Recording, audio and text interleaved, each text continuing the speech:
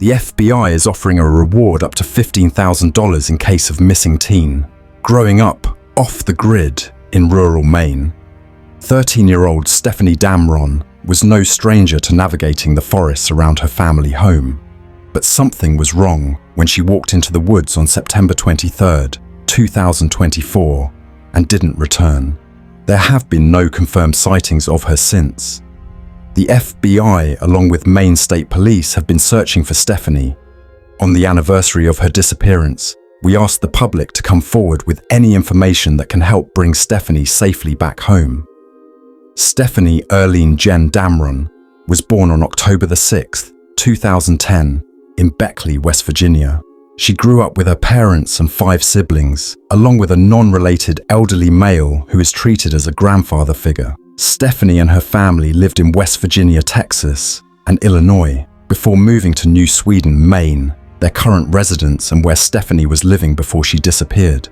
In New Sweden, the family has over 20 acres of land. They have resided in a wooden yurt. There is no running water or indoor plumbing, but a generator provides some power. At times, the family has stayed with a family friend or uncle figure who lives up the road. All of the Damron children have been homeschooled from a young age and appear to have had little interaction with other family and friends outside of their immediate circle. We're hoping for the best outcome, to find Stefanie alive. Her upbringing, from what we've concluded, has been very off the grid, said FBI Boston Special Agent Jose Rodriguez Aguilar, who's part of the team investigating Stefanie's disappearance.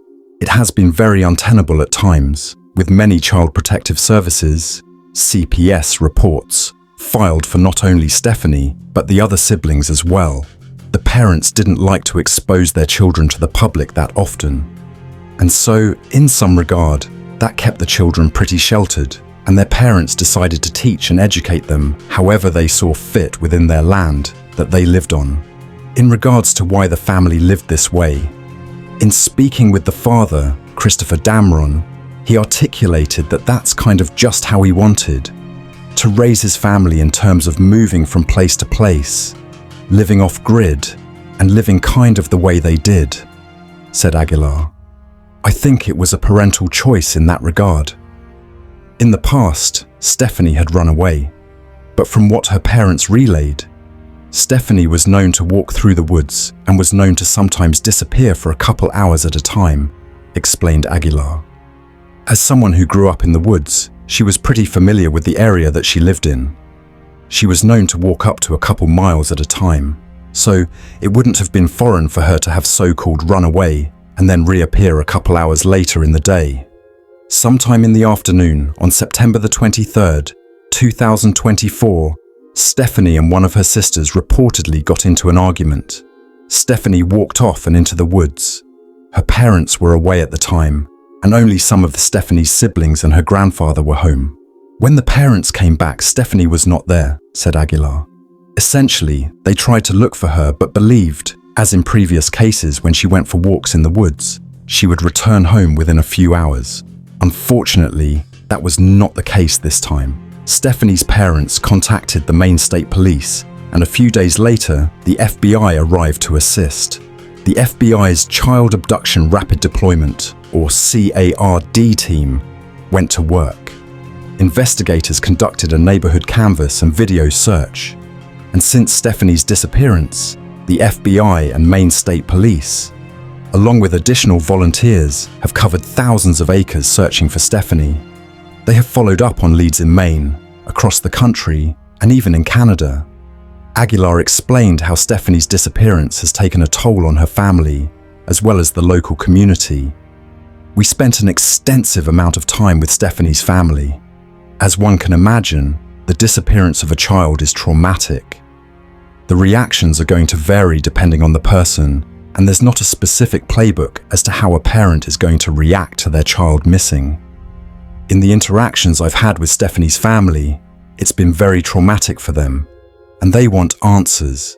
In the local community, people were shaken by Stefanie's disappearance and have been left feeling unsafe.